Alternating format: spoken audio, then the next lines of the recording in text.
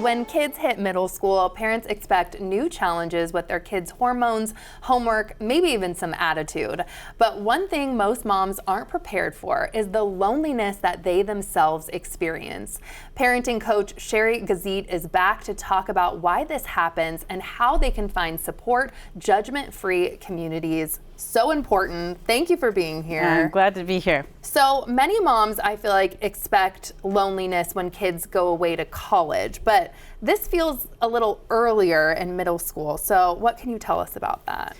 Yeah, it's something that catches moms in particular by surprise because, like you said, they're preparing for college. Okay, I've got this many years left. But really, middle school is a big turning point in how they're feeling as far as parenting and connection to their kids. So there's this jolt of, wait a second, things have really changed. And it has to do with their kids and how much they're needed and how they're needed.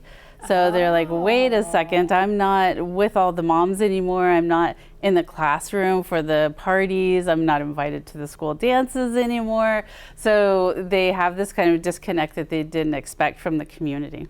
That makes sense because I feel like when you're younger, you want your mom or your parent in your classroom. And then kind of around middle school, you're like, do not go chaperone my school dance. Yes, and the schools themselves kind of encourage parents to volunteer, but in a different way. So you're not around as many parents as you were before. And how does this stage of parenting really affect a mom's own identity?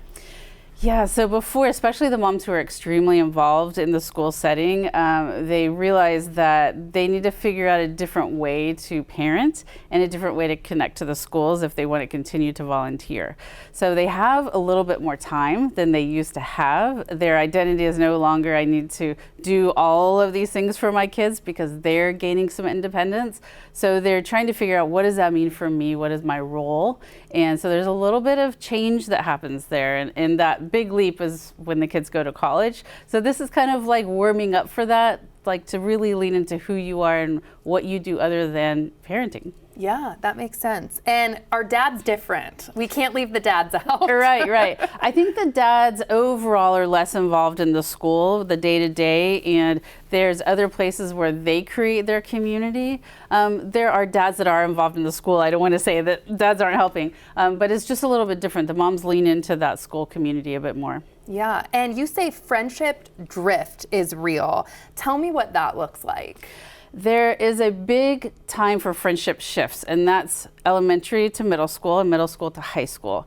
And there's shifts in the actual friendships for the kids. And what happens is that means there's a friendship shift for the moms too. Like for the friendships that were kindergarten through 6th grade, for instance, the moms hung out a lot together because the kids hung out together. And when the kids kind of drift apart a bit, the moms are left to question their own friendship. So they don't get to see the moms as much, so those friendships kind of fall off a little bit. Yeah, that makes perfect sense. So what steps can moms take to really combat this loneliness? They need to know what's coming, first of all. They need to be aware, and they need to understand they're not alone. They aren't the only moms that are feeling like this. Sometimes there's shame that goes along with that. Why am I feeling this way? What's going on here? So first of all is the awareness, and then to be very purposeful of who are they going to seek out to create new friendships, be purposeful in creating those friendships, and just know that it's okay to put themselves first a little bit because they can't parent from an empty cup. So they need to know it's okay to be themselves in a different role than mom. Yeah, is there anything some parents are feeling physically too? Is it like anxiety, anxiousness? Is there anything you should look for? So all of those emotions are just energy. So if you're waking up in the morning and you're feeling that buzz, like something's wrong, take care of yourself. Figure out where that's coming from. It might be journaling. It might be seeing a therapist or a parent coach like me. It might be that you need to see your friends more to foster those friendships and just be aware of what's going on emotionally. Because those emotions come out physically. Yeah, that makes sense. And you've been coaching teen girls, but tell us about the MomWise Collective and how it's different than other parenting groups. So one of the things that's extremely important is that there's no judgment, there's no shame. I am in some groups, some Facebook groups, for instance, where there's 40,000 people. It's not very moderated. And I'm in there trying to support moms. They're not my own groups, but I'm in there. And there's a lot of competition, there's a lot of judgment, name calling, and I'm just like, oh my gosh, this is awful, because moms go there for support, and because they're feeling those difficult feelings, and they leave feeling ashamed, feeling judged, and not supported. So the Mom Voice Collective is a holistic approach. We've got a huge vault of information that they can download, watch videos, courses, and they have a community that's heavily moderated, that's mom to mom. And then they can also submit questions directly to me, where I will record a video response. So it's really looking at the whole picture. Amazing. And before we go, any concerns or cautions you have for moms when it comes to relying on online support for social media? Yeah, just know that the advice that you're going to get sometimes is not so great. In the Mom Voice Collective, it's psychology informed.